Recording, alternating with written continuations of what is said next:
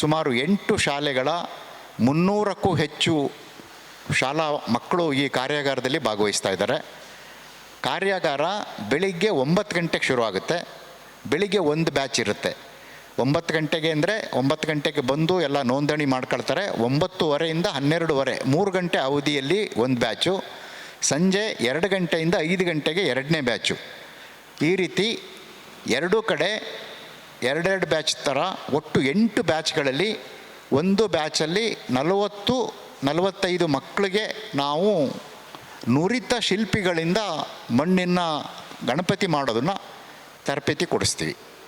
ಈ ಶಿಬಿರದಲ್ಲಿ ನುರಿತ ಶಿಲ್ಪಿಗಳು ಬಂದು ಮಣ್ಣಿನ ಗಣಪತಿ ಮಾಡೋದನ್ನು ಹೇಳ್ಕೊಡ್ತಾರೆ.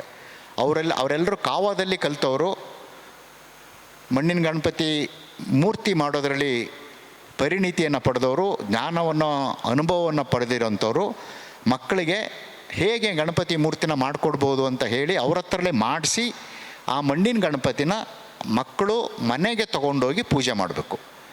ಅವರು ಸಾಮಾನ್ಯವಾಗಿ ಮಕ್ಕಳು ಅವರ ಪೋಷಕರನ್ನು ಕರ್ಕೊಂಡು ಬಂದಿರ್ತಾರೆ.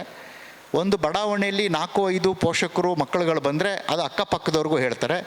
ಹೋದ ವರ್ಷ ಈ ಥರದ ಒಂದು ಪ್ರತಿಕ್ರಿಯೆ ನಮಗೆ ಭಾಳ ಚೆನ್ನಾಗಿತ್ತು.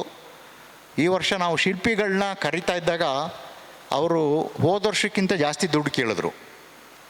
ಯಾಕೆ ಇಷ್ಟು ಜಾಸ್ತಿ ದುಡ್ಡು ಕೇಳ್ತಾ ಇದ್ದೀರಲ್ಲ ಅಂದಿದ್ದಕ್ಕೆ, ಇಲ್ಲ ತುಂಬ ಡಿಮ್ಯಾಂಡ್ ಆಗಿಬಿಟ್ಟಿದೆ ಸರ್, ಹೋದ ವರ್ಷ ನೀವು ಮಾಡಿರೋದು ಭಾಳ ವ್ಯಾಪಕವಾಗಿ ಪ್ರಚಾರ ಆಗಿದೆ, ನಮ್ಗಳಿಗೂ ಡಿಮ್ಯಾಂಡ್ ಜಾಸ್ತಿ ಆಗಿಬಿಟ್ಟು ದಿನಕ್ಕೆ ಇಷ್ಟು ಅಂತ ನಾವೇ ಕೇಳ್ತಾ ಇದ್ದೀವಿ, ಈ ಹಬ್ಬದ ಸಂದರ್ಭದಲ್ಲಿ ನಮಗೊಂದು ಅವಕಾಶ ಸ್ವಲ್ಪ ಉದಾರವಾಗಿ ಕೊಡಿ ಅಂತ ಅವ್ರು ಹೇಳಿದ್ರು.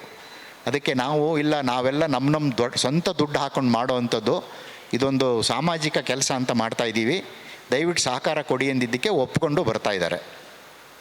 ಈ ನಮ್ಮ ಮಣ್ಣಿನ ಕಾರ್ಯಾಗಾರಕ್ಕೆ ಸಹಯೋಗ ಕರ್ನಾಟಕ ರಾಜ್ಯ ಮಾಲಿನ್ಯ ನಿಯಂತ್ರಣ ಮಂಡಳಿ ಪ್ರಾದೇಶಿಕ ಕಚೇರಿ ಮೈಸೂರು ನಗರ, ಇವರು ಹೋದ ವರ್ಷವೂ ನಮಗೆ ಸಹಯೋಗ ಕೊಟ್ಟಿದ್ದರು, ಈ ವರ್ಷ ಕೂಡ ಸಹಯೋಗ ಕೊಟ್ಟಿದ್ದಾರೆ.